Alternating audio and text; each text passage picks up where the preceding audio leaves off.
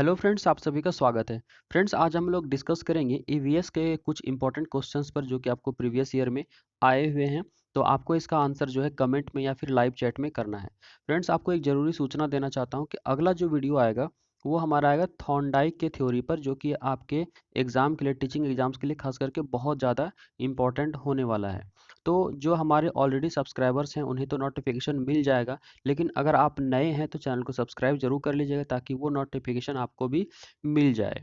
ठीक है, और हाँ, बेल आइकन प्रेस करना बिल्कुल मत भूलिएगा। तो चलिए आज का सेशन शुरू करते हैं। तो सबसे पहला हमारा इसमें क्वेश्चन है कि पर्यावरण अध्ययन में विषय वस्तु आधारित उपागम को अपनाने के समर्थन में निम्नलिखित में से कौन सा तर्क सबसे अधिक सशक्त है। ठीक है, तो पर्यावरण अध्ययन का 6 थीम आपको मैंने बताया था, तो आप लोग कमेंट में जरूर बताइएगा कि 6 थीम कौन कौन सा है। ठीक है, तो यहाँ पे इंग्लिश में भी आपको गिवन है। ठीक है, अगर आपको हिंदी में कोई भी प्रॉब्लम होती है किसी वर्ड में तो आप इसको इंग्लिश में भी देख सकते हैं। ठीक है, तो इसका आंसर आपको करना है। आप लोग ये भी बताइए कि 6 थीम क्या है।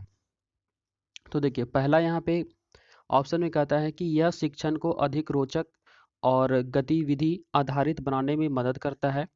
सेकंड है कि यह अवधारणाओं, मुद्दों और कौशलों के वृहत विस्तार को सम्मिलित करने में मदद करता है। थर्ड है कि यह विषय सीमाओं को नरम यानी कि सॉफ्ट बनाता है और संपूर्णता में ज्ञान को प्राप्त करने में मदद करता है। ठीक है, और फोर में है कि यह पाठ योजनाओं को एक ढांचा प्रदान करने और शिक्षण को अधिक प्रभावी बनाने में मदद करता है। ठीक है, तो यहाँ पे जो 6 थीम है तो उसके अकॉर्डिंग यहाँ पे कौन सा ऑप्शन जो है ज़्यादा बेटर होगा, मतलब वो 6 थीम किस चीज़ में ज़्यादा हेल्प करेगा, उसका क्या विशेषता होगा, आपको यहाँ पे बताना है। ठीक है, बहुत बढ़िया, आप लोग आंसर कीजिए। तो आप लोगों को मैं बता देता हूँ कि 6 थीम कौन कौन सा है। ठीक है, आप लोग इसका आंसर कीजिएगा। तो देखिए, 6 थीम सबसे पहले क्या है, आपको मैंने बताया था कि परिवार और मित्र। ठीक है, family and friends, family and friends. Okay, उसके बाद सेकंड क्या था कि फैमिली फ्रेंड्स मिलके हम लोग क्या करते हैं, यात्रा पे जा रहे हैं, यानी कि सेकंड हो गया आपका जर्नी, है ना। सेकंड हो गया जर्नी यानी यात्रा, ये ईवीएस का सेकंड थीम हो गया। उसके बाद था, इसको रैंडमली आप कैसे भी कर सकते हैं, ऐसा नहीं कोई सीक्वेंस वाइज है। ठीक है, उसके बाद क्या करेंगे, जब जर्नी खत्म हो गई तो हम लोग शेल्टर करेंगे। ये आपको मैं ट्रिक बताते जा रहा हूँ आपको ताकि याद रहे। ठीक है, शेल्टर को हिंदी में कहते हैं आवास। ठीक है, जब रुके तो अब भोजन पानी का व्यवस्था होना चाहिए, यानी कि फूड हो गया, और पांचवा हो गया आपका वाटर। क्लियर है, नहीं, भोजन पानी का व्यवस्था होना चाहिए। तो अब क्या करेंगे, भोजन पानी हमें बनाना पड़ेगा। ठीक है, तो ये हो जाएगा थिंग्स वी मेक, है ना, things we make and do. ठीक है, तो ये हमारा, सॉरी, ये 6 हो जाएगा। तो ये हमारा 6 थीम है, तो इसको आप लोग स्क्रीनशॉट ले लीजिए। और ये बहुत इंपॉर्टेंट, इससे रिलेटेड क्वेश्चन हर बार आ ही जाता है, तो ये काफ़ी इंपॉर्टेंट है। इसका आप लोग स्क्रीनशॉट ले लीजिए और नोटबुक में आप लोग इसको नोट डाउन भी जरूर कर लीजिएगा। एक बात बता दूं कि ये जो फैमिली फ्रेंड्स है इसके अंतर्गत प्लांट्स भी आते हैं और एनिमल्स भी आते हैं। ठीक है, तो ये भी क्वेश्चन आ चुका है इस पर। ठीक है, जो प्लांट और एनिमल होते हैं वो ईवीएस के 6 थीम में किसके अंतर्गत आते हैं, तो फैमिली एंड फ्रेंड्स के अंतर्गत आते हैं। ठीक है, तो इसको आप लोग नोट कर लीजिए। अब देखिए, अगला यहाँ पे क्वेश्चन का आंसर क्या होगा, आप लोग जल्दी से बताइए। तो देखिए, ये जो 6 थीम था ये किस चीज़ में हेल्प करेगा, तो यहाँ पे थर्ड नंबर इसका करेक्ट आंसर हो जाएगा। यह विषय सीमाओं को नरम करता है। ठीक है, जो मतलब इट हेल्प सॉफ्टेनिंग सब्जेक्ट बाउंड्री, मतलब सब्जेक्ट बाउंड्रीज को क्या करता है, वो बहुत ही आसान करता है, बहुत ही सॉफ्ट बना देता है, और क्या करता है, तो संपूर्णता में ज्ञान को प्राप्त करने में वो हेल्प करता है। ठीक है, अब हमारा अगला प्रश्न है कि प्राथमिक कक्षाओं में पर्यावरण अध्ययन को सीखने सिखाने में कहानियां एक महत्वपूर्ण पहलू है, यानी कि कहानी एक बहुत इंपॉर्टेंट इसका पहलू होता है।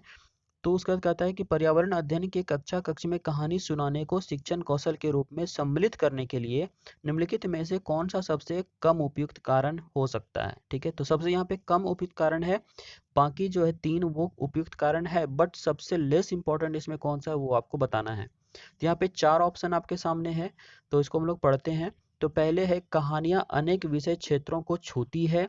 सेकंड है कहानियां कक्षा प्रबंधन में सहायता करती है। थर्ड है कहानियां पर्यावरण अध्ययन अवधारणाओं से संबंध जोड़ने के लिए संदर्भ उपलब्ध कराती है। और 4 है कहानियों में व्यक्तियों के अनुभव शामिल होते हैं। तो सबसे लेस इम्पॉर्टेंट जो है स्टोरी, अगर हम बच्चे को सुनाते हैं, कहानी सुनाते हैं, तो सबसे इम्पोर्टेंट लेस इम्पोर्टेंट कौन सा होगा, ये आपको बताना है। ठीक है, आप लोग जल्दी से आंसर कीजिए। आप लोग इंग्लिश में भी देख सकते हैं यहाँ पे, अगर जिनको हिंदी में प्रॉब्लम हो आप आसानी से इंग्लिश में भी देख सकते हैं। ठीक है, तो देखिए अगर हम यहाँ पे बात करें फर्स्ट का, तो फर्स्ट में कहता है कि कहानियाँ अनेक विषय क्षेत्रों को छूती है, तो बिल्कुल करेक्ट बात है, ये छूती है। ठीक है, उसके बाद है कहानियाँ कक्षा प्रबंधन में सहायता करती है, तो यहाँ पे देखिए इसका आंसर यही हो जाएगा, कक्षा प्रबंधन में जो है बहुत सारा इसका रिलीवेंट फैक्ट्स होता है, ऐसा नहीं कहानी ही होता है, तो कहानी बहुत बड़ा रोल प्ले यहाँ पे नहीं करेगा कक्षा प्रबंधन में। ठीक है, तो हमारा सेकंड ही यहाँ पे आंसर हो जाता है। अगर थर्ड का बात करें तो यहाँ कहता है कि कहानियाँ जो है पर्यावरण अध्ययन अवधारणाओं से संबंध जोड़ने के लिए संदर्भ उपलब्ध कराती है, तो बिल्कुल सही बात है। उसके बाद है कहानियों में व्यक्तियों के अनुभव शामिल होते हैं, तो ये भी करेक्ट है, यानी कि 1 3 4 जो इम्पोर्टेंट रखता है। ठीक है, लेकिन सेकेंड जो है वो थोड़ा लेस इम्पोर्टेंट रखता है। यहाँ पे आप लोगों ने जिन्होंने 2 किया है बिल्कुल करेक्ट है। ठीक है, चलते हैं अगले क्वेश्चन। देखिए इसमें क्या कहता है कि पर्यावरण अध्ययन पाठ्य पुस्तक की विषय वस्तु में परिभाषाओं और व्याख्यानों को दूर रखा जाना चाहिए। ठीक है, यानी पर्यावरण अध्ययन जो पाठ्य पुस्तक जो होते पाठ्य पुस्तक या विषय वस्तु में जो होते हैं, ठीक है, तो इसमें क्या होना चाहिए, तो परिभाषाओं और व्याख्यानों को दूर रखा जाना चाहिए। सेकंड कहता है रटकर सीखने को हतोत्साहित करना चाहिए। सी है बच्चे को प्रश्न करने और खोजने का मौका मिलना चाहिए। और डी है बच्चे को केवल लिखित जानकारी दी जानी चाहिए। तो यहाँ पे क्या इसका करेक्ट आंसर होगा, आप लोग जल्दी से बताइए। ठीक है, यहाँ पे आपको इसके अकॉर्डिंग आंसर करना है कि बी सी होगा, सी होगा, या फिर ए बी सी होगा, या फिर ए और डी होगा। तो आप लोग आंसर कीजिए इसका क्या हो जाएगा करेक्ट। बहुत बढ़िया। तो यहाँ पे आपको जो निगेटिव है वो फाइंड करना है। यहाँ पे अगर हम ए बी सी का बात करें तो ये देखिए परिभाषाओं और व्याख्यानों को दूर रखना चाहिए, हमेशा आपको बताएं ये सब क्या होता है, निगेटिव होता है, इसको जितना दूर रखेंगे उतना ही बेटर होगा। तो ये हमारा सही है। रट कर रख जो चीज़ें होती है वो निगेटिव होती हैं, इसलिए इसको क्या करना चाहिए, इसको प्रमोट नहीं करना चाहिए, इसको हतोत्साहित करना चाहिए, तो ये भी सही बात है। सी का अगर हम बात करें तो बच्चे को प्रश्न करने और खोजने का मौका मिलना चाहिए, ये भी सही बात है। यहाँ पे देखिए क्या लिखा हुआ है, केवल, केवल निगेटिव होता है, और इसको यहाँ पे निगेटिव को क्या हतोत्साहित या फिर निगेटिव भावना नहीं, निगेटिव बातें नहीं कही जा रही हैं। यहाँ पे कहता है बच्चे को केवल लिखित जानकारी दी जानी चाहिए, नहीं इसको ये प्रमोट कर रहा है। ठीक है, तो ये निगेटिव बातें हैं, तो ये हमारा डी नंबर यहाँ पे नहीं होगा। तो हमारा ए बी सी यहाँ पे करेक्ट है, तो हमारा करेक्ट आंसर हो जाएगा इसके अकॉर्डिंग 3 नंबर। क्लियर है, तो आप आई होप कि आपको समझ में आ गया होगा। अब चलते हैं अगले क्वेश्चन पे। अब देखिए अगला क्वेश्चन क्या है कि निम्नलिखित में कौन सा कथन आकलन प्रक्रियाओं के बारे में सबसे कम उपयुक्त है। ठीक है, तो यहाँ पे अभी आपको लेस इंपॉर्टेंट बताना है आकलन के रिगार्डिंग में। ठीक है, उसका तो फर्स्ट में क्या कहता है, सीखने को संकेतकों और उप संकेतकों की सूची बनाना रिपोर्टिंग को अधिक विस्तृत बनाता है। ठीक है, तो यहाँ पे आपको आकलन का जो प्रोसेस होता है सबसे लेस इम्पोर्टेंट कौन सा है ये आपको बताना है। ठीक है, सेकंड में कहता है कि ठीक, अच्छा और बहुत अच्छा जैसी टिप्पणियां बच्चे को सीखने के बारे में एक समझ प्रदान करती है। ठीक है, थर्ड है बच्चों के पोर्टफोलियो में केवल उनके सबसे बेहतर कार्य ना होकर सभी तरह के कार्य होने चाहिए। ठीक है, और फोर में कहता है बच्चे को निजी विवरण और व्यक्तिगत पृष्ठपोषण देना वांछनीय अभ्यास है। तो आप लोग इसका आंसर कीजिए जल्दी से, क्या हो जाएगा इसका करेक्ट। सबसे लेस इंपॉर्टेंट जो है आकलन में क्या होगा, असेसमेंट में क्या होगा, ये आपको बताना है। तो आप लोग जल्दी से बताइए क्या हो जाएगा सबसे लेस इंपॉर्टेंट।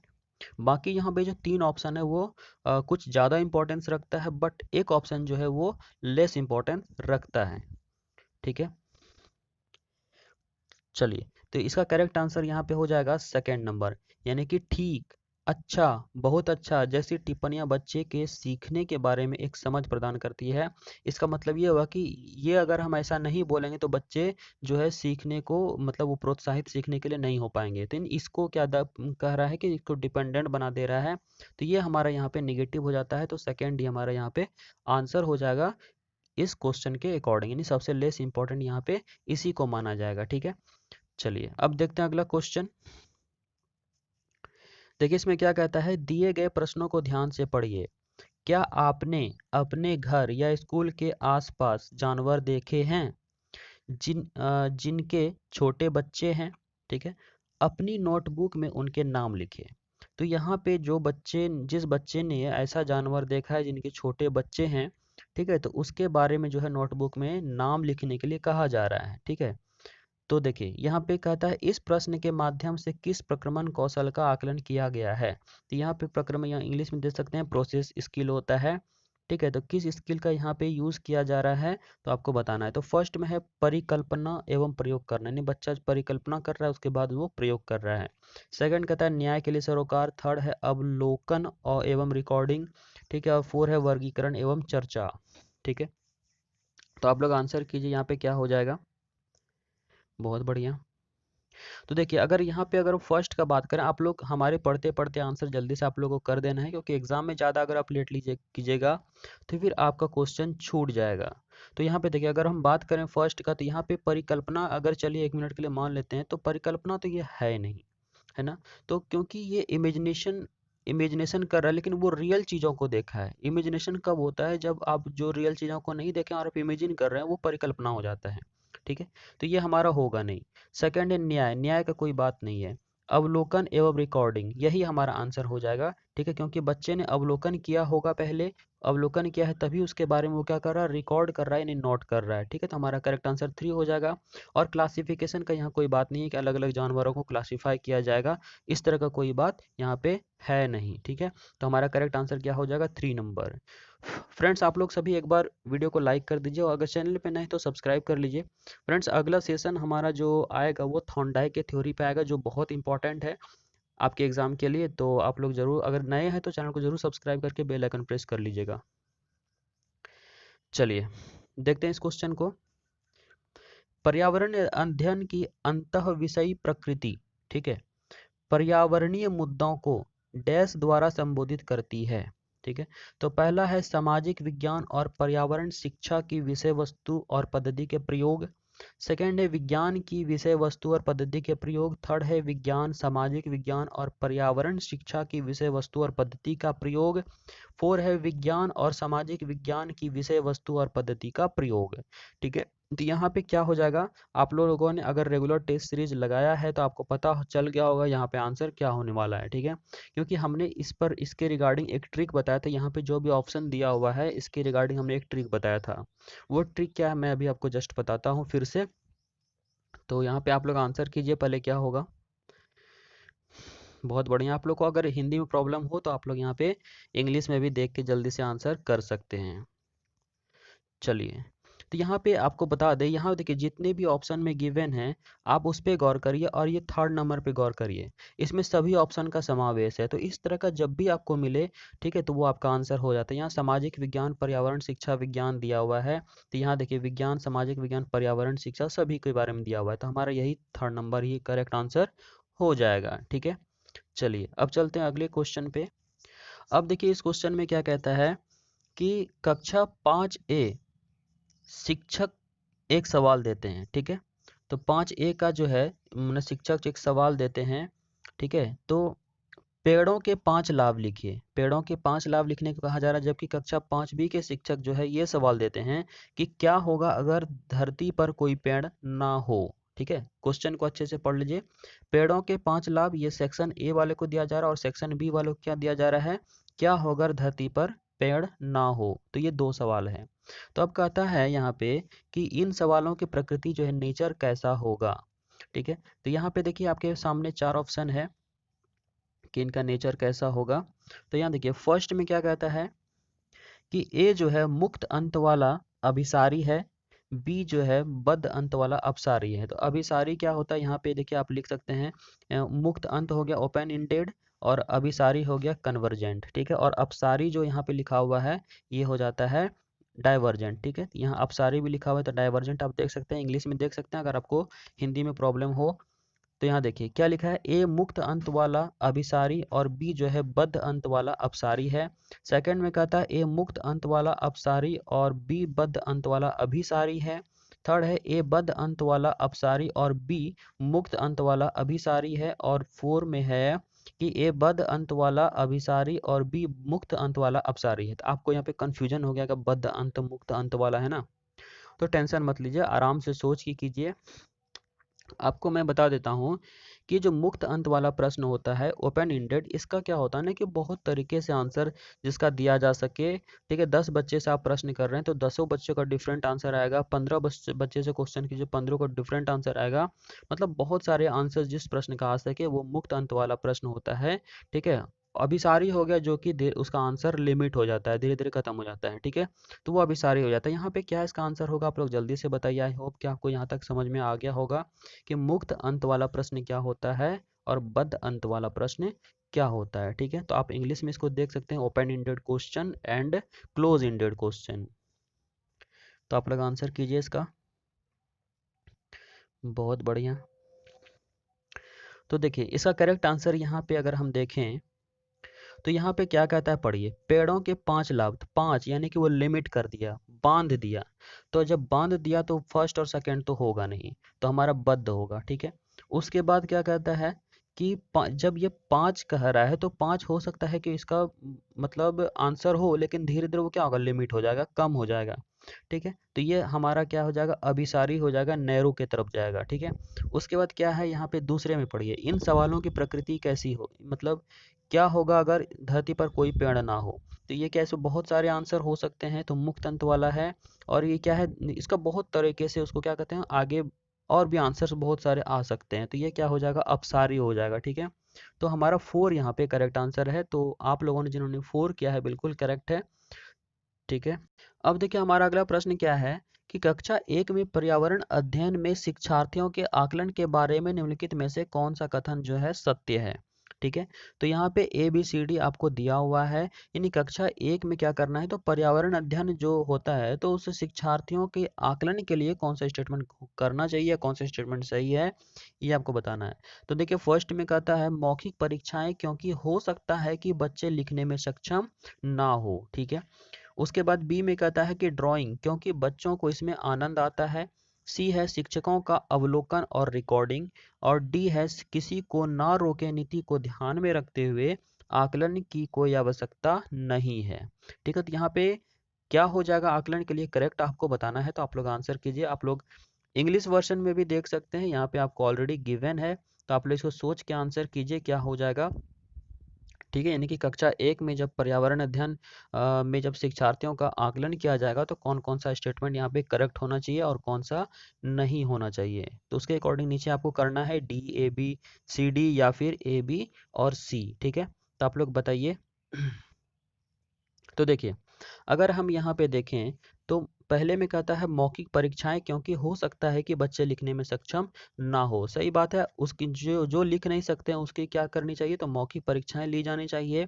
सेकंड है ड्राइंग क्योंकि इसमें बच्चों को क्या आता है, तो आनंद, ये भी करेक्ट है। ठीक है, सी अगर देखें शिक्षकों का आकलन और रिकॉर्डिंग, यानी कि शिक्षक क्या कर रहे हैं, बच्चे जो भी एक्टिविटी कर रहे हैं उसको उसका अवलोकन करेंगे और रिकॉर्डिंग करेंगे, तो वो भी एक आकलन का प्रोसेस हो सकता है। डी में क्या कहता है किसी को ना रोकें, मतलब किसी बच्चे को आप रोकिए मत, को ध्यान में रखते हुए आकलन की कोई आवश्यकता नहीं है। तो ये कोई रिलेवेंट फैक्ट नहीं बताया गया कि आकलन की कोई आवश्यकता नहीं है, तो हमारा डी जो है नहीं होगा। तो यहाँ पे हमारा A, B, C करेक्ट हो जाएगा, यानी कि 4 नंबर जो है बिल्कुल सही है। तो फ्रेंड्स ये कैसा लगा सेशन जरूर बताइएगा, और चैनल पे नए सब्सक्राइब कर लीजिए क्योंकि अगला सेशन थॉर्नडाइक थ्योरी पर आने वाला है, ताकि आपको उसका नोटिफिकेशन मिल जाए। आप लोग बेल आइकन जरूर प्रेस कर लीजिएगा। तो मिलते हैं अगले सेशन में अच्छे टॉपिक के साथ, आपको बहुत अच्छा लगेगा। धन्यवाद।